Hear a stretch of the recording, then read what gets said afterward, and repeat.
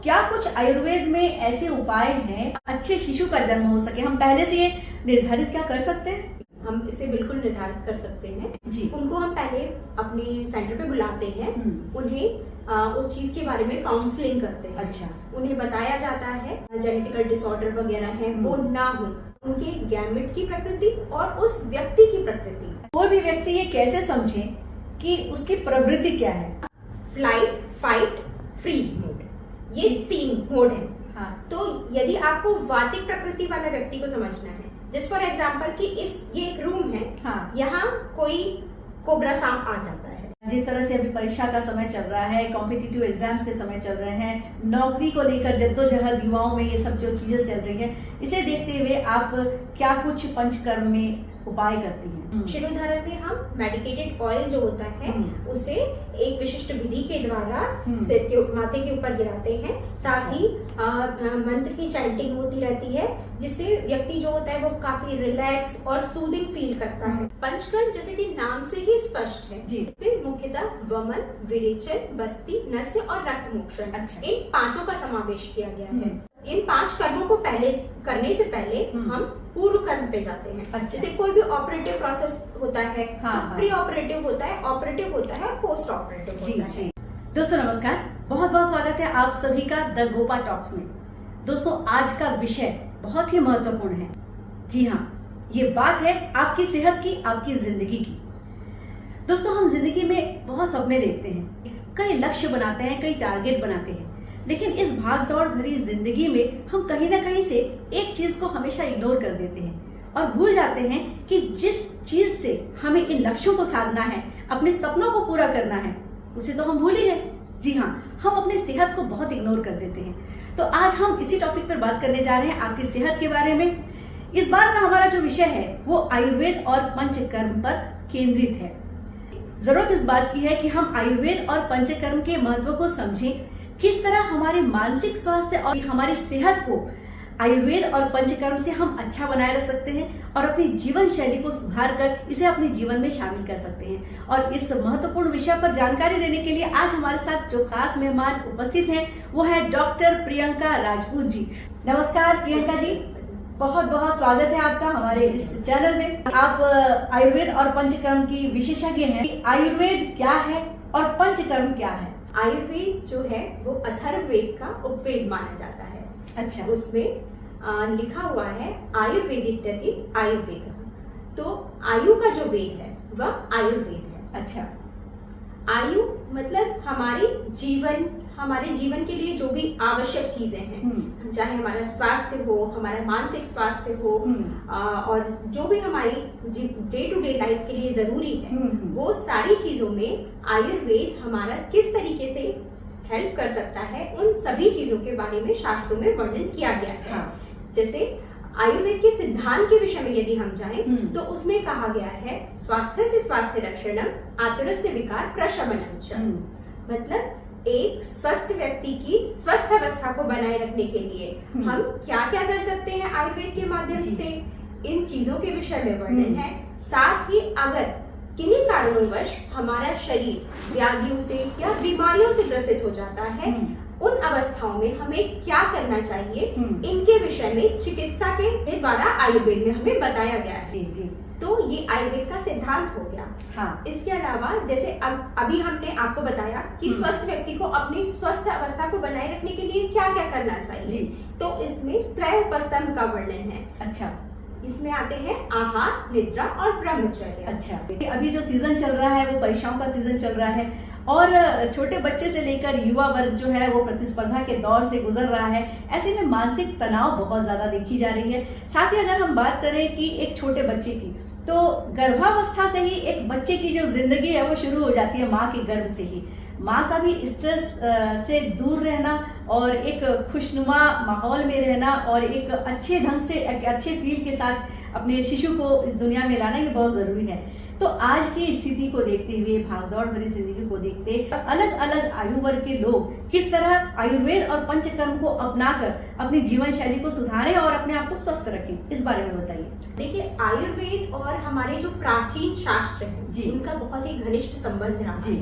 तो आप जैसे देखें शास्त्रों में जब हम महाभारत पढ़ते हैं तब उसमें हम जब सुभद्रा जी के गर्भ में अभिमन्यु थे, उस समय जब अर्जुन चक्रव्यूह भेदन की कला जब सिखाई थी तो वो अभिमन्यु जो है वो गर्भस्थ होने के बावजूद भी उन्होंने वो विद्या सीखी। और ये हुआ था कि जब वो चक्रव्यूह से निकलने की कला बता रहे थे वो सो गई थी, तो उनमें अवेयरनेस नहीं थी जिसकी वजह से वो चीज नहीं सीख पाई। तो सेम कंडीशन होती है जब हम सोचते हैं कि हमारा बच्चा बड़ा होगा हम उसे तब संस्कारित करेंगे, लेकिन ऐसा नहीं होता है। जैसे कि हम एक पौधे का बीज भूमि में डालते हैं, हम उसका पूरी तरीके से ध्यान रखते हैं, उसमें खाद डालते हैं, पानी डालते हैं, उसे बहुत अच्छी तरीके से नर्चर करते हैं ताकि वो आगे चल के एक बहुत बड़ा और स्वस्थ पौधा विकसित हो। बिल्कुल, है ना। उसी तरीके से हम अगर मानव को देखते हैं तो जब बच्चा भ्रूण होता है, गर्भ में होता है,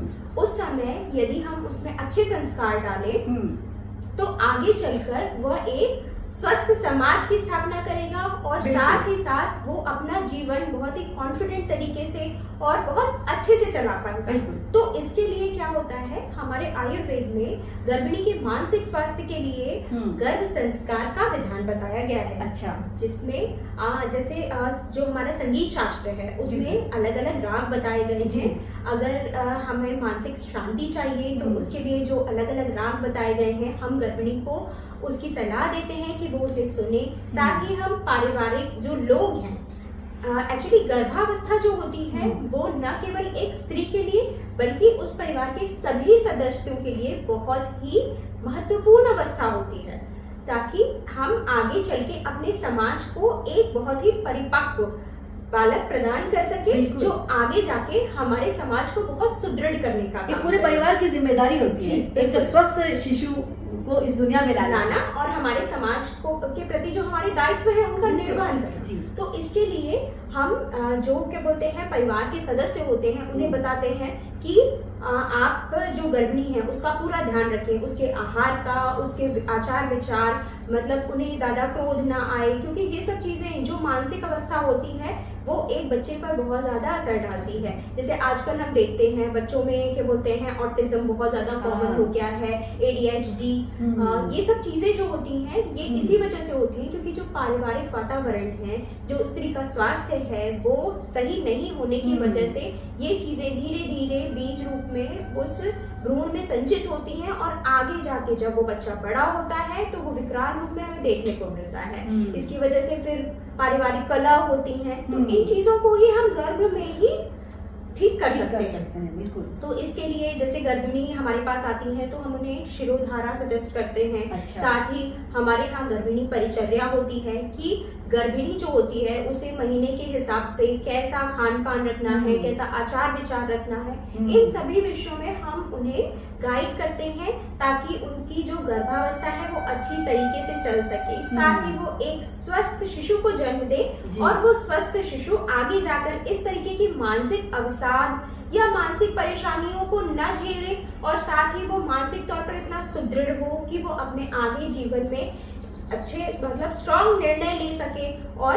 अपने मानसिक स्वास्थ्य को बनाए रखे। साथ में क्योंकि पहले परिवार ने बच्चे का सहयोग किया है, बाद में बच्चा आपका सहयोग करेगा। बिल्कुल। और एक स्वस्थ शिशु जो है वो देश का एक अच्छा नागरिक साबित हो, इसलिए ये पूरे परिवार की जिम्मेदारी होती है कि उसके गर्भकाल से हम उसका ध्यान रखें। जिस तरह से आपने बताया कि गर्भ संस्कार जो है वो आयुर्वेद में किस तरह, हमारी जो प्राचीन जो जीवन शैली होती थी प्रियंका जी, वो इतनी अच्छी थी कि उसके कारण मतलब हम जो पूरी जो जनरेशन होती थी वो बहुत अच्छी निकलती थी। और आजकल की जो जीवन शैली है वो इतनी मतलब असंतुलित है और इतनी अजीब हो गई है कि हम इस विषय में सोचते ही नहीं है। मतलब परिवार को बढ़ाने के लिए भी हमारे पास सोचने के लिए वक्त नहीं है, वो एक औपचारिकता बस रह गई है। बहुत अच्छी आप जानकारी दे रही हैं और मुझे लगता है कि हमारे दर्शकों को एक बहुत ही अच्छा विषय आज सुनने को मिलेगा, बहुत अच्छी जानकारी मिलेगी। तो हर बार नए नए कार्यक्रम, नए नए विषय आपके लिए लेकर हम आते हैं, तो ये तो बनता ही है कि आप अगर इस चैनल पर नए हैं द गोपा टॉक्स को सब्सक्राइब कीजिए और आपको अगर कार्यक्रम अच्छा लगता है तो अपने परिजनों के साथ, अपने दोस्तों के साथ इसे शेयर कीजिए, लाइक कीजिए, कमेंट कीजिए। तो चर्चा को आगे बढ़ाते हैं प्रियंका जी। अब आपने बात की कि किस तरह से एक जो माँ बनने जा रही है किस तरह से उसे आयुर्वेद के लिहाज से हम एक अच्छा एक माहौल दें, एक अच्छे ढंग से उसको अपने गर्भकाल को व्यतीत करने का एक समय दें। इस एक और बहुत जो चीज़ देखने में आती है प्रियंका जी, क्योंकि एक माता के लिए ये बहुत ऐसा समय होता है, बड़ा नाजुक और संवेदनशील पल होता है जब वो माँ बनने जाती है, क्योंकि एक लड़की से माँ बनने की जो प्रक्रिया होती है वो अपने आप में ही इतनी बड़ी होती है कि माँ के रूप में स्वयं को देखने की एक जिम्मेदारी, एक इतनी बड़ी जिम्मेदारी, एक इतना बड़ा दायित्व निभाने की बहुत बड़ी जिम्मेदारी होती है। ऐसे समय में उसकी मानसिक अवस्था भी कहीं ना कहीं डगमगाती है, एक डिप्रेशन का दौर चलता है। तो जैसे कि आपने बताया कि म्यूजिक है और बाकी जो संस्कार हैं, किस तरह से वो अपने ही घर में कोई भी औरत जो माँ बनने जा रही है अपने आप को स्वयं से अच्छा बनाए रखे, अपने जो मानसिक अवस्था को अच्छी बनाए रखे। सबसे पहले देखिए, अगर हम देखते हैं एक स्त्री जो होती है वो सबका ध्यान रखती है, वो अपना ध्यान नहीं रखती है ना। तो इसमें क्या है कि स्त्रियों को सबसे पहले अपना ध्यान रखना होगा, उन्हें अपने आहार, दिनचर्या, ऋतुचर्या ये सब व्यवस्थित करनी होगी। ठीक है, इसके लिए क्या होगा कि पहले तो आपको सुबह जो है वो जल्दी भोजन करना चाहिए। उसके पश्चात क्या बोलते हैं, जैसे आपका मानसिक स्वास्थ्य हो गया, इसके लिए आपको योगा, मेडिटेशन ये सब चीजें करनी चाहिए। क्या कुछ आयुर्वेद में ऐसे उपाय हैं जिससे हम गर्भ धारण करने से पहले ही हम कुछ अच्छा हो, इसका अच्छा नतीजा हो या अच्छे शिशु का जन्म हो सके, हम पहले से ये निर्धारित क्या कर सकते हैं? जी मैम, हम इसे बिल्कुल निर्धारित कर सकते हैं। इसमें हम जो कपल होते हैं जी, जो फैमिली प्लानिंग करना चाहते हैं जी, उनको हम पहले अपने सेंटर पे बुलाते हैं, उन्हें उस चीज के बारे में काउंसलिंग करते हैं। अच्छा, उन्हें बताया जाता है जेनेटिकल डिसऑर्डर वगैरह है वो ना हो, उसके लिए आप किस तरीके से जा सकते हैं उन्हें बताया जाता है। अगर हम एक मोटे तौर पर देखें तो जो या ओवम होता है जी, वो आग्नेय गुण प्रधान होता है, अच्छा, हॉट पोटेंसी वाला होता है। वैसे ही शुक्र या सीमेन या स्पर्म जो होते हैं वो सौम्य गुण वाले होते हैं। अच्छा, तो इस तरीके से महिला और पुरुष दोनों को हम उनके गैमेट की प्रकृति और उस व्यक्ति की प्रकृति, अच्छा, दोनों के आधार पर पंचकर्म सजेस्ट करते हैं। अच्छा, जिससे उनके शरीर का डिटॉक्सिफिकेशन या शोधन हो सके, उनके शरीर में जो भी मतलब उनके पूर्वजों से, एंसेस्टर से जो भी दिक्कतें चली आ रही हैं, जैसे आजकल मतलब तनाव की वजह से बीपी, शुगर ये सब चीजें बहुत कॉमन हो गई हैं। तो इसके लिए ये चीज ज्यादा अच्छी है कि हम इन चीजों को आगे जाके ट्रीट करने की बजाय हम पहले ही बीज की गुणवत्ता को बढ़ा लें, जिसकी वजह से जो बच्चा है वो आगे जाकर इन चीजों से सफर ना करे। तो पंचकर्म के द्वारा हम उस बीज की शुद्धि करते हैं। इसके पश्चात हम महिला पुरुष को ये बताते हैं जो आने वाला बच्चा है वो जो जेनेटिकल डिसऑर्डर्स हैं, मेंटल डिसऑर्डर्स हैं, इन सब चीजों से बचा रहे और आगे जाकर वो ज्यादा चिकित्सा की बजाय प्रिवेंटिव साइड पे जाके और वो अपने स्वास्थ्य को, मानसिक स्वास्थ्य को, शारीरिक स्वास्थ्य को बरकरार रख सके। जी जी, आप तो जो बात बता रही है तो पूरी तरह से साइंटिफिक है, क्योंकि आज के मेडिकल साइंस में भी ऐसी व्यवस्था है। हालांकि वो बहुत अपग्रेड लेवल में जाके वो पता चलती है, लेकिन जो मेरी जानकारी में है कि एक अच्छे जीन्स के साथ एक बच्चे को जन्म देना, वो साइंस, मेडिकल साइंस में ये प्रूव है ये बात। लेकिन मतलब मुझे ये आश्चर्य होता है कि इतने साल पहले किस तरह से आयुर्वेद में इस चीज को सोचा गया कि भाई अच्छे गुण वाले जीन्स मिलकर एक स्वस्थ शिशु का एक जन्म हो सके। ये तो बड़ी ही आश्चर्य की बात है और मुझे ये बात पहली बार पता चल रही है। तो मुझे लगता है मेरे दर्शकों को भी ये बात पहले से पता नहीं होगी जो आज उन्हें प्रियंका जी बता रही हैं। तो इस बारे में थोड़ा सा और डिटेल दीजिए, क्या क्या चीजें और करते हैं जिससे आयुर्वेद और पंचकर्म में जिससे एक स्वस्थ शिशु का जन्म हो सके। जी, तो मैम सबसे पहले हम आपके दर्शकों को पंचकर्म के बारे में बताना चाहेंगे। पंचकर्म जैसे कि नाम से ही स्पष्ट है जी, पंचकर्म, 5 कर्म। इसमें मुख्यतः वमन, विरेचन, बस्ती, नस्य और रक्त मोक्षण, इन 5 का समावेश किया गया है। इन 5 कर्मों को पहले करने से पहले हम पूर्व कर्म पे जाते हैं। जैसे कोई भी ऑपरेटिव प्रोसेस होता है, प्री ऑपरेटिव होता है, ऑपरेटिव होता है, पोस्ट ऑपरेटिव होता है। उसी तरीके से पंचकर्म भी एक बिना चीर फाड़ का ऑपरेशन प्रोसेस ही आप समझ सकते हैं। तो इसमें पूर्व कर्म होता है। अच्छा। जिसमें स्नेहन, स्वेदन, दीपन, पाचन ये आता है जी। इसी तरीके से जब हम मेन प्रोसेस पे जाते हैं तो ये 5 कर्म होते हैं। पूर्व कर्म इसलिए भी आवश्यक है ताकि जो हमारे शरीर में दोष हैं उन्हें अच्छा। हम पूरी तरीके से उभार कर और बाहर निकाल सके। अच्छा। ठीक है, तो इसमें 5 कर्मों में जैसे वमन हो गया, तो वमन जनरली हम ऐसे पेशेंट्स को प्रिस्क्राइब करते हैं जिनको कफ संबंधी समस्या होती है। अच्छा। इसके साथ ही आपको जानकर ये बहुत आश्चर्य होगा कि पंचकर्म न केवल जो बीमार व्यक्ति होते हैं, साथ ही साथ जो स्वस्थ व्यक्ति होते हैं उनके लिए भी आगे बीमारी की अवस्था में ना पहुंचे इसके लिए ये बहुत ही उपयोगी सिद्ध होते हैं। अच्छा। जैसे हमने आपको वमन बताया, ये कफज अवस्था में हम प्रिस्क्राइब करते हैं, जैसे जिनको रिकरेंट कफ कोल्ड होता है या स्किन डिसीज है। अच्छा। इन सब पेशेंट्स को हम वमन के लिए सलाह देते हैं। अच्छा। साथ ही अगर हम देखें तो जो प्रकृति है वो स्वयं हमारे शरीर में दोषों को सामंजस्य स्थापित करने का काम करती है। तो बसंत ऋतु में स्वाभाविक रूप से कफ की वृद्धि होती है जी, क्योंकि हम एज के साथ हमारे शरीर में दोषों का संतुलन बिगड़ता रहता है। तो एक स्वस्थ व्यक्ति भी बसंत ऋतु में वमन के लिए जा सकते हैं। इससे ये होगा कि जो उनके शरीर में संचित दोष हैं या फिर आप ये समझ लीजिए फ्री रेडिकल्स, ये फ्री रेडिकल्स जो होते हैं वो निकल जाते हैं और ये समावस्था में आ जाते हैं, जिससे व्यक्ति जो होता है आगे होने वाली बीमारियों से बच जाता है। डिटॉक्सिफिकेशन आप कह सकते हैं जी, शुद्धिकरण। हाँ, शुद्धिकरण, जी, डिटॉक्सिफिकेशन। अब हम जाते हैं विरेचन की तरफ। तो विरेचन जो होता है वो मेनली पित्त दोष की अधिकता होने पर हम कराते हैं। अच्छा।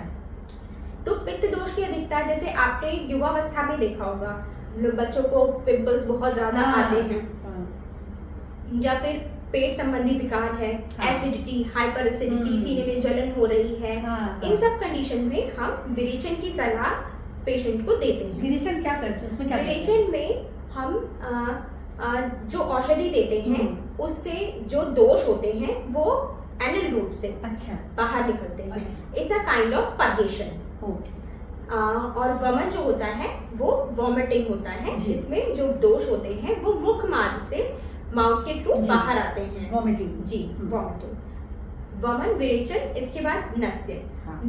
नस्य के विषय में हमारे शास्त्रों में बहुत ही अच्छा वर्णन है, नासा ही शीर्षोद्वारम। अच्छा। मतलब अगर आप देखें तो हमारे जो फिक्स ENT जो भी पोर्शन है, इसका जो डोर है वो आप एक तरीके से नाक को मान सकते हैं। तो हम जो मेडिकेटेड ऑयल होते हैं वो नाक के थ्रू डालते हैं, जिससे ये हमारे जो पूरा ENT पोर्शन है उसको नरिश करने का काम करता है। जैसे अब हमने आपको शुरुआत में ही बताया था कि विटामिन ए हमारी आंखों के लिए कितना जरूरी है, और आजकल हम लोगों ने जो अपनी डाइट है उसमें स्नेक को बहुत, मतलब जो फैट होता है या ऑयल्स होता है, ये कट कर रखा है। तो अगर हम ये ऑयल नाक के थ्रू डालते हैं तो ये जो हमारी डाइट में विटामिन ए हमने लिया है उसको एब्जॉर्ब करके आईज में प्रॉपरली फंक्शनेट कराने के लिए हेल्प करता है। अच्छा। ये एक हम बहुत ही सामान्य भाषा में आपको समझाने की कोशिश कर रहे हैं। इसी तरीके से आजकल क्या होता है कि हम फिजिकल वर्क उतना नहीं करते हैं। हमारा मोस्ट ऑफ द काम जो होता है वो मेंटल वर्क है, या फिर हम स्क्रीन पे ज्यादा हमारा एक्सपोजर है, जिसकी वजह से एक तरीके की ड्राइनेस हमारे ब्रेन में आती है ना। तो इस चीज को भी काउंटर करने के लिए हम नस्य का प्रयोग करते हैं। अच्छा। तो ये नस्य जो होता है वो हमारे माइंड को नरिश करता है और बहुत ही सूदिंग और काम इफेक्ट देता है। अच्छा। जिसकी वजह से हमारी जो वर्क कैपेबिलिटी है वो इम्प्रूव होती है। अच्छा अच्छा अच्छा। तो अगर कौन नहीं चाहेगा कि हम अपने काम को बहुत अच्छे से परफॉर्म करें। तो ये एक तरीके से आपके मानसिक स्वास्थ्य को भी बहुत अच्छा करने का काम करता है। और एक बहुत ही अच्छा, मतलब नस्य के भेद बताए गए हैं, प्रतिमर्श नस्य, मर्श नस्य। अच्छा। तो जो प्रतिमर्श नस्य है वो स्वस्थ व्यक्ति प्रतिदिन कर सकता है। अच्छा। इसीलिए उसमें प्रति लगा हुआ है कि आप प्रतिदिन उसे कर सकते हैं। तो उसमें 2 drops इन ईच नॉस्ट्रिल आपको डालना है। अर्ली मॉर्निंग अपना डेली रूटीन करने के बाद में आप उसे डाल लें और थोड़ी देर बैठ जाएं, और जो भी मुंह में सिक्रीशंस आपके आ रहे हैं वो आपको स्पिट कर देना है। हाँ। देन थोड़ा सा गुनगुना पानी पी लेना है। हाँ। और हाफ एन आवर आपको थोड़ा डस्ट या फिर एसी वगैरह या विंड एक्सपोजर से खुद को बचाना है। देन आप अपना डेली रूटीन का वर्क कर सकते वो हैं। क्या डालना होता है उसमें? ये आप अनु तेल यूज कर सकते हैं या फिर क्षीर वाला तेल। ये आप किसी भी वेल क्वालिफाइड आयुर्वेदिक डॉक्टर के पास जी। जाकर पहले पता करें आपकी प्रकृति के अनुसार कौन सी औषधि आपको सूट करेगी, कौन सा तेल आपको सूट करेगा। कोई भी चीज में आप सेल्फ मेडिकेशन ना करें। जी। और सबसे जो इम्पोर्टेंट बात है कि आजकल हम YouTube बहुत देखते हैं और YouTube देख देख के हम बहुत खुद ही डॉक्टर बन जाते हैं और उसे अपने ऊपर आजमाते हैं, क्योंकि कोई भी चिकित्सा पद्धति किसी भी डॉक्टर के सलाह के बिना नहीं करना चाहिए। डॉक्टर्स की सलाह लेकर आपके शरीर की प्रकृति को देख के समझ के फिर आपको दवा दी जाती है या आपको परामर्श दी जाती है। अब नस्य के बाद हम बस्ती पर आते हैं। तो आजकल हम देखते हैं कि बहुत सारे लोग ऐसे होते हैं जिन्हें हड्डियों की समस्या होती है। जी। स्त्रियों में तो ये बहुत ज्यादा देखने को मिलता है। After menopause osteoarthritis is very common problem nowadays. तो इन कंडीशंस में हम बस्ती प्रेस्क्राइब करते हैं। तो ये बस्ती जो होती है अ काइंड ऑफ एनिमा, मतलब अच्छा। हम एनिमा को बस्ती में समाविष्ट कर सकते हैं। वैसे तो बस्ती का जो फील्ड है वो बहुत ब्रॉड है। अच्छा। है ना। तो इसमें क्या होता है कि हम मेडिकेटेड डिकॉक्शन या फिर ऑयल या फिर as per condition of patient जो औषधि होती है वो एनल रूट से पेशेंट को देते हैं। अच्छा अच्छा। तो इससे क्या होता है कि जो वात होता है वो पैसिफाई होता है। हम उसकी समावस्था को बनाने का प्रयास करते हैं। तो उसकी वजह से क्या बोलते हैं हमारे यहाँ पक्वाशय, रेक्टम को पक्वाशय कहा जाता है आयुर्वेद में। अच्छा। उसे वात का स्थान बताया गया है। अच्छा। और वात जो होता है उसका आश्रय बताया गया है अस्थियों को यानी हड्डियों को। तो अगर हम इस तरीके से देखें तो क्योंकि हम पक्वाशय में रेक्टम में मेडिसिन दे रहे हैं तो वो इनडायरेक्ट वे में बोन पे काम करती है। अच्छा अच्छा। और वात जब बढ़ता है तो वो हड्डी की शेडिंग का काम करता है। वो हड्डियों को नुकसान पहुंचाता है। तो ये बहुत जरूरी है कि हम वात को समावस्था में बना कर रखें। नहीं तो हमारी हड्डियां कमजोर होंगी, ब्रिटल होंगी। जैसे हम थोड़ा सा गिर जाते हैं तो हमारी हड्डियां टूट जाती हैं, फ्रैक्चर हो जाता है। इन सब चीजों से बचने के लिए ये बहुत जरूरी है कि वात का संतुलन हमारे शरीर में बना रहे। और इसके लिए बस्ती एक बहुत अच्छा मार्ग है। ठीक है। और काय चिकित्सा में बस्ती को अर्ध चिकित्सा कहा गया है। अच्छा। मतलब जो आयुर्वेदिक मेडिसिन की शाखा है उसमें बस्ती को अर्ध चिकित्सा कहा गया है। मतलब आपके शरीर में होने वाले बहुत सारी परेशानियों की जड़ जो होती है वो बस्ती के थ्रू हम क्योर कर सकते हैं। जी जी जी। तो ये पंचकर्म की जो पूरी आपने प्रक्रिया अभी बताई, तो इसमें पांचों चीजों का जो समावेश होता है। इसके अलावा रक्त मोक्षण है। रक्त मोक्षण जो होता है, जैसे आजकल हम महिलाएं बहुत ज्यादा ब्यूटी कॉन्शियस होती हैं, तो रक्त मोक्षण जो होता है वो ब्लड की जो इम्प्योरिटीज होती हैं उस पे वर्क करता है। अच्छा। तो ये जो होता है ये भी दोषों के अनुसार से वात पित्त कफ के हिसाब से मतलब जो हम ब्लड लेटिंग के लिए यूज करते हैं चीजें वो अलग अलग होती हैं। जैसे वात की अवस्था में हम श्रिंग यूज करते हैं, वो एक काइंड ऑफ इंस्ट्रूमेंट होता है जिससे हम ब्लड निकालने का काम करते हैं। वैसे ही पित्त की अवस्था है जो जैसे ये हम कैसे समझेंगे कि व्यक्ति पित्तैतिक है, उन्हें बहुत ज्यादा गर्मी लगती है, उनको गर्मी बर्दाश्त नहीं होती है, तो ऐसे लोगों को पिंपल्स ज्यादा आते हैं। तो इन लोगों में हम लीच उसका प्रयोग करते हैं। हम लीच लगाते हैं। लीच मतलब लीच या जोक। अच्छा।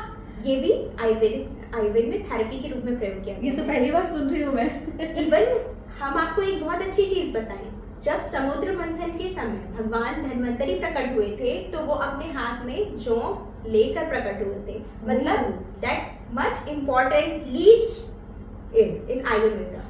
क्योंकि मैं तो बायो की स्टूडेंट रही हूँ और जोंक के बारे में मैं इतना जानती हूँ कि जैसे हम कभी भी जंगल में इधर उधर जाते हैं, जोंक जो है खून को खींच लेता है। हाँ, इसमें हम मैडम आपको एक चीज और करेक्ट करना चाहेंगे। एक्चुअली क्या है, हमने बोल दिया कि जोंक यूज होती है, तो ये जोंक कोई भी नॉर्मल नहीं होती है।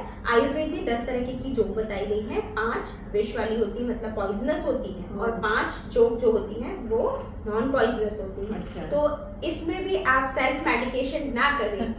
आप सबसे पहले नॉन मेडिकेटेड जो लीच होती हैं उनका ही रक्त मोक्षण के लिए प्रयोग किया जाता है। उसकी एक विशिष्ट पहचान होती है। अच्छा। जो एजुकेटेड आयुर्वेदिक डॉक्टर्स होते हैं उनको इसकी पहचान होती है। अच्छा। वही वो आपके ऊपर अप्लाई करते अच्छा। हैं। आप कहीं से भी पकड़ के लीच अपने ऊपर अप्लाई ना करें।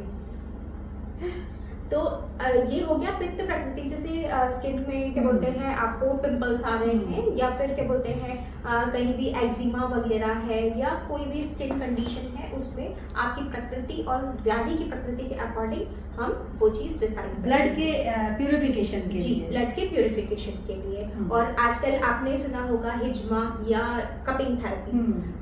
ये इसमें जो हम वेट कपिंग करते हैं, इसमें हम कट लगाते हैं और उसके ऊपर कप्स लगा के और ब्लड को वहां से सक करते हैं। तो ये भी जो क्या बोलते हैं रक्त में कफ दोष होता है उसमें ये बहुत अच्छा काम करता है। कई बार क्या होता है कि हाथ पैरों में जकड़ाहट है, वो कफ का लक्षण होता है। तो उन कंडीशन में यदि हम ये वेट कपिंग करते हैं तो हमें बहुत अच्छा रिजल्ट देखने को मिलता है। तो बहुत अच्छी जानकारी दे रही हैं प्रियंका जी। अभी हमने जाना कि पंचकर्म के द्वारा किस तरह से पित्त है, वात है और ये तमाम चीजों को किस तरह संतुलित किया जाता है, किस तरह से ब्लड का शुद्धिकरण किया जाता है। प्रियंका जी, कोई भी व्यक्ति ये कैसे समझे कि उसकी प्रवृत्ति क्या है, कफ, पित्त, वात, किस प्रकार की प्रवृत्ति है? इसे मैं एक बहुत ही बढ़िया एग्जाम्पल से आपको समझाना चाहूंगी। क्योंकि देखिए हम बहुत आसानी से बोल देते हैं वात, पित्त, कफ, लेकिन एक जनमानस को समझने के लिए ये बहुत जरूरी है कि पहले वो उनको समझ में आए। बिल्कुल, है ना। तो इसको एक सामान्य बुद्धिगम्य बनाने के लिए एक थोड़ा मजाकिया भी आप इसे समझ सकते हैं। फ्लाइट, फाइट, फ्रीज मोड, ये 3 मोड है। हाँ। तो यदि आपको वातिक प्रकृति वाला व्यक्ति को समझना है, जस्ट फॉर एग्जाम्पल कि ये एक रूम है। हाँ। यहाँ कोई कोबरा सांप आ जाता है तो जो वातिक प्रकृति का व्यक्ति है वो तुरंत भाग जाएगा यहाँ से। अच्छा। और जो पित्त प्रकृति वाला व्यक्ति है वो फाइट करेगा। मतलब पित्त प्रकृति वाले व्यक्ति जो होते हैं वो हमेशा चार्ज लेने वाली टेंडेंसी के होते हैं। वो हमेशा चाहते हैं कि अगर हमने किसी काम को शुरू किया है या हमारे पास कोई टास्क आया है तो हम उसको बिल्कुल एंड रिजल्ट तक लेके जाएं। तो वो उस चीज को लेके फाइट करेगा। वो कोबरा को देख के ये सॉल्यूशन ढूंढेगा कि हम इसको कैसे सेटल कर सकते हैं, हम उसको कैसे भगा सकते हैं, और वो उसको इम्प्लीमेंट भी करेगा। अच्छा। इसी तरीके से जो कफ प्रकृति वाले व्यक्ति हैं वो फ्रीज मोड में ऑलवेज रहते हैं कि आ गया है कोबरा, ठीक है, वो बैठे रहेंगे। उन्हें फर्क नहीं पड़ता कि क्या हो रहा है। फिर वो धीरे से उस चीज को समझेंगे, फिर वो अपने हिसाब से आराम से अपनी ही धुन में काम करेंगे। तो इस तरीके से बहुत ही आसान तरीके से आप वात, पित्त, कफ प्रकृति को समझ सकते हैं। तो आप दर्शकों जो भी देख रहे हैं, आप इसी एग्जाम्पल से अपना असेसमेंट भी कर लीजिए कि आपकी प्रवृत्ति क्या है। लेकिन अगर हम शारीरिक रूप से अगर कहें कि लक्षण शरीर में भी दिखते हैं, उस हिसाब से किस तरह हम ये भेद करें कि हमारी प्रवृत्ति क्या है? जी बिल्कुल, बहुत अच्छा प्रश्न किया आपने। तो इसमें ये है मैडम कि जैसे वात प्रकृति वाले व्यक्ति हैं, इनकी स्किन, त्वचा की स्थिति आप देखेंगे तो वो बहुत रूक्ष होती है। रूक्ष मतलब ड्राई। हम ऐसे लोगों को बोलते हैं कि आप स्नेहन कीजिए, अभ्यंग, पंचकर्म में जो पूर्व कर्म बताया गया है अभ्यंग, ये बहुत अच्छा उसमें वर्क करता है वातिक प्रकृति वालों के लिए जी। है ना। उनको बस्ती की सलाह दी जाती है। और इनके अगर हम बाल देखें तो ये बहुत फ्रीजी होते हैं और ब्रिटल होते हैं, तुरंत टूट जाते हैं, स्प्लिटिंग की प्रॉब्लम इनको मिलती है। हड्डियों से संबंधित समस्याएं जो वातिक प्रकृति वाले पुरुष होते हैं उनमें बहुत ज्यादा देखने को मिलती है। अब बात करें हम पित्त की, तो जो पित्त प्रकृति वाले होते हैं उनको गर्मी बहुत ज्यादा लगती है। उनको वो कोई भी चीज खाएंगे तो बहुत जल्दी डाइजेस्ट हो जाती है। साथ ही अगर आप बात करें उनको पित्त संबंधी विकार जैसे एसिडिटी हो गई, सीने में जलन हो गई, हाथ पैर में जलन हो गया, पसीना ज्यादा आना, ये इस तरीके की समस्याएं आपको ज्यादा देखने को मिलेगी। गैस्ट्रिक अल्सर, पैप्टिक अल्सर, ये इस टाइप की बीमारियां जो पित्त प्रकृति के लोग जी हैं उनमें बहुत ज्यादा देखने को मिलती है। अगर हम पंचकर्म में उनको किसी चीज की सलाह दें तो हम उन्हें विरेचन कराने की सलाह देते हैं। अच्छा। जिससे वो पित्त से जो विकृति उत्पन्न होने वाली है आगे वो उनसे बचे रहें। हाँ। इसी तरीके से अगर हम कफ प्रकृति वाले व्यक्ति को देखते हैं तो कफ प्रकृति वाले व्यक्ति जो होंगे वो बहुत ज्यादा स्निग्ध त्वचा वाले होते हैं। अच्छा। उनकी हेयर्स बहुत शाइनी होते हैं। वो बहुत ज्यादा एक जगह पे बैठे रहना पसंद करते हैं।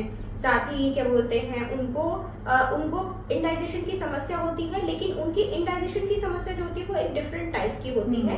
जैसे अगर आप कफज प्रकृति, इसे हम सामावस्था बोलते हैं। अच्छा। सामावस्था होती है, इसमें क्या होता है, कफ की वजह से अग्नि मंद हो जाती है। हाँ। और इसे आप बहुत ही आसान तरीके से समझ सकते हैं। अगर आप किसी व्यक्ति को अपनी जीभ दिखाने बोलेंगे तो वो सफेद रंग से आवृत मिलेगी। अच्छा। यानी ये कफ के कारणों से इंडाइजेशन हुआ है। ओह। तो इसकी चिकित्सा अलग होती है। इसमें हम वमन की सलाह देते हैं कवच प्रकृति वाले लोगों हाँ। को, आगे उनको फर्दर प्रॉब्लम ना हो जी, जी। इसके लिए। जी। तो आपने ये भी बता दिया कि क्या क्या लक्षण आपके शरीर में दिखते हैं या जो संकेत दिखते हैं उसके आधार पर भी आप समझ सकते हैं। कुल मिला के ये जो तीनों जो तत्व हैं इनके हमारे शरीर में संतुलित मात्रा में रहने की बहुत ज़रूरत है। तो हम बातचीत को फिर से उस ओर लेके आते हैं, क्योंकि हम मानसिक स्वास्थ्य के बारे में बात कर रहे हैं। और जिस तरह से अभी परीक्षा का समय चल रहा है, कॉम्पिटिटिव एग्जाम्स के समय चल रहे हैं, नौकरी को लेकर जद्दोजहद युवाओं में ये सब जो चीज़ें चल रही हैं, इसे देखते हुए आप क्या कुछ पंचकर्म में उपाय करती हैं?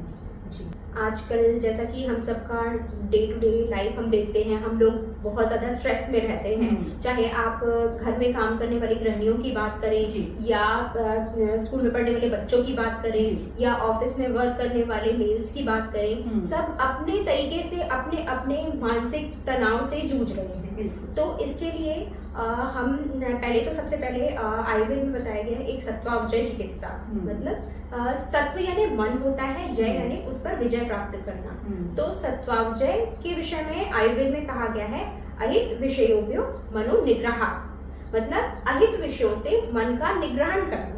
हम जो ऐसी चीजें जो हमें मतलब हमारा नुकसान करती हैं या हमें मानसिक रूप से खुश नहीं रहने देती हैं, उन चीजों से हम दूर रहें। जैसे इसके लिए आयुर्वेद में बताया गया आचार रसायन, ये एक अद्रव्यभूत चिकित्सा है। मतलब इसमें आपको किसी मेडिसिन की जरूरत नहीं है। आपको अपना जो आचार विचार है, आपको सच बोलना है, अच्छे अच्छे काम करने हैं, अपनी हॉबीज डेवलप करनी है। आपको जानकर गोपा जी ये बहुत खुशी होगी कि जो हम हॉबीज डेवलप करते हैं वो भी हमारे मेंटल हेल्थ को इम्प्रूव करने के लिए बहुत अच्छा काम करती है। साथ ही साथ अगर हम देखें, अगर हम पंचकर्म की चिकित्सा की बात करें मानसिक स्वास्थ्य के लिए, तो इसमें शिरोधारा एक बहुत ही अच्छा ऑप्शन है। शिरोधारा में हम मेडिकेटेड ऑयल जो होता है उसे एक विशिष्ट विधि के द्वारा सिर के माथे के ऊपर गिराते हैं। साथ ही मंत्र की चैंटिंग होती रहती है, जिससे व्यक्ति जो होता है वो काफी रिलैक्स और सूदिंग फील करता है। और वो जो उसको समय होता है, जो 45 मिनट्स या व्यक्ति के हिसाब से हम समय निर्धारित करते हैं, उस समय वो बहुत ज्यादा काम फील करता है। वो अपने आप को बाहरी दुनिया से थोड़ा अलग कर पाता है और वो अपने साथ समय व्यतीत कर पाता है, जिसकी वजह से वो मानसिक रूप से अपने आप को रिकवर कर पाता है। इसी तरीके से शिरोबस्ती हो गया, नस से भी इसमें बहुत अच्छा काम करता है। साथ ही साथ जो मानसिक अवसाद से या मानसिक परेशानियों से जूझ रहे हैं, उन्हें ये बताते हैं कि वो अपने बिलव्ड वंस से बातें करें, उनसे अपनी चीजें शेयर करें। कई बार क्या होता है कि हम अपने मन की चीजें लोगों से नहीं बता पाते, जिसकी वजह से हम अंदर ही अंदर घुटते रहते हैं, और ये बहुत बड़ा कारण होता है मानसिक अवसाद का। तो सिर्फ हमें दवाइयों की तरफ नहीं देखना चाहिए, हमें अपने लाइफस्टाइल में भी इन चीजों को लेके करेक्शन करना चाहिए, जिसके साथ हम मानसिक अवसाद से या मानसिक स्वास्थ्य को अपना अच्छा कर सकें। जी। प्रियंका जी, आपने तो बहुत सारे तरीके बता दिए कि किस तरह पंचकर्म के द्वारा हमारा मानसिक स्वास्थ्य अच्छा रह सकता है। लेकिन इसके लिए आपके पास जाना होगा या किसी अच्छे पंचकर्म विशेषज्ञ के पास जाना होगा। लेकिन हम अगर अपने घर पे ही बैठे हैं और हम चाहते हैं कि हम कुछ छोटे छोटे रेमेडीज करें, जिससे हम अपने काम को भी अच्छे से संपादित कर सकें और हमारा मेंटल हेल्थ भी अच्छा रहे, तो क्या कुछ टिप्स देना चाहेंगे बहुत छोटे में? बिल्कुल। तो इसके लिए गोपा जी सबसे अच्छी चीज तो ये है कि जैसे हम बोलते हैं कि हमारा घर हमारा पहला विद्यालय होता है। हम जो कुछ भी सीखते हैं हम अपने घर से सीखते हैं। तो अगर हमारे घर का जो वातावरण है वो खुशनुमा होगा, तो हम किसी अवसाद में नहीं पड़ेंगे। तो सबसे पहले हमें आपसी जो संबंध है उन्हें बहुत अच्छा बनाने की आवश्यकता है। आजकल जैसे आप देखते हैं कि मोबाइल वगैरह या स्क्रीन वगैरह का बहुत ज्यादा चलन है, तो इसकी बजाय कि हम क्या बोलते हैं सोशल मीडिया पे बाहर के लोगों से इंटरेक्ट कर रहे हैं, हम पहले अपने बाजू में बैठे लोगों से इंटरेक्शन करें, है ना। तो ये बहुत जरूरी चीजें हैं, ये छोटी छोटी चीजें हैं जो हम डे टू डे लाइफ में इग्नोर करते हैं और फिर उन चीजों को लेकर हम बहुत ज्यादा सफर करते हैं। साथ ही जो हमारा आहार विहार है उसका हमें ध्यान रखना चाहिए, क्योंकि जैसा खाएंगे अन्न वैसा होगा मन। तो इसमें बहुत जरूरी है कि जो आपकी डाइट है वो बैलेंस डाइट हो। जैसे अगर हम आयुर्वेद में बात करें तो हम षड रसों की बात करते हैं, मधुर, अम्ल, लवण, कटु, तिक्त, कषाय। ये सभी रसों का एक संतुलित मात्रा में हमारे आहार में समावेश होना चाहिए, जिसके द्वारा हमारे शरीर को पूर्ण नरिशमेंट मिलेगा। और यदि हमारे शरीर का नरिशमेंट प्रॉपर होगा तो ऑब्वियस ही चीज है कि हमारा मन भी और मानसिक स्वास्थ्य भी अच्छा रहेगा, बिल्कुल, है ना। इसी के साथ ही क्या बोलते हैं, जैसे हमने हॉबी की बात करी, हमें अपनी हॉबी डेवलप करना चाहिए जिससे हमारा मानसिक स्वास्थ्य अच्छा बना रहता है। जैसे अगर मान लो आपको प्लांटिंग या गार्डनिंग का शौक है, अगर आपने एक सीड लगाया, आप उसे रोज पानी देते हैं, वो जब ग्रो करता है, जब आप उसको एक बच्चे की तरह बढ़ते हुए देखते हैं, तो आपके मन में हैप्पी मतलब एक संतुलन बनता है कि फील गुड का एहसास होता है आपको, और आपकी बॉडी में हैप्पी हार्मोन रिलीज होते हैं, जिसकी वजह से आपको लगता है कि हमने कुछ तो पॉजिटिव एफर्ट अपनी लाइफ में दिया। और पॉजिटिविटी ही हमारे मानसिक स्वास्थ्य को बनाए रखने के लिए सबसे अच्छी चीज है। बहुत ही सुंदर बातें प्रियंका जी। आपको अगर किसी भी प्रकार की तकलीफ है या किसी प्रकार की समस्या हो या आपको कोई जिज्ञासा हो या आप कुछ पूछना चाहते हैं प्रियंका जी से, तो मुझे कमेंट बॉक्स में लिखिए और जो भी आपकी समस्या होगी उस पर कोशिश करेंगे, उस पर ही एक प्रोग्राम, क्योंकि आयुर्वेद का जो विषय है वो अपने आप में इतना वास्ट है, इतना विस्तारित है ये कि उस पर घंटों चर्चा की जा सकती है। क्यों प्रियंका जी? तो अगर गर्भ संस्कार की बात करें या अलग अलग व्याधियों को, पर्टिकुलर एक व्याधि की अगर बात करें तो बहुत लंबी चर्चा हो सकती है, और हम निश्चित रूप से इसीलिए हैं ताकि आपको ज़्यादा से ज़्यादा अच्छी जानकारी आपको दे सकें। और हमारे पास विशेषज्ञ आपके लिए हमेशा रेडी है, मौजूद है आपको जानकारी देने के लिए। प्रियंका जी, बहुत अच्छी जानकारी दी आपने और उम्मीद करते हैं कि आप भविष्य में भी कुछ अच्छे विषय को लेकर हमारे दर्शकों को जानकारी देंगी। आप यहाँ आई उसके लिए बहुत बहुत धन्यवाद। नमस्ते। तो दोस्तों, आज आपने देखा हमारा ये पॉडकास्ट। हम कितने भी आगे बढ़ जाएं, चांद में पहुंच जाएं, अंतरिक्ष में पहुंच जाएं, लेकिन हमें चाहिए कि हम अपनी जो प्राचीन जो परंपरा है, जो हमारी प्राचीन जो विरासत है, उसे थाम के रखें, क्योंकि इसमें ही सारा सार है। तो क्यों ना हम अपनी प्राचीन परंपराओं को बनाए रखें और हमारी जो रोज़मर्रा की ज़िंदगी में जो छोटी छोटी दिक्कतें हैं उनके उपचार के लिए, उनके इलाज के लिए हम किसी अच्छे विशेषज्ञ से संपर्क करें। एक स्वस्थ जीवन शैली को अपनाइए, स्वस्थ रहिए, खुश रहिए। नमस्कार।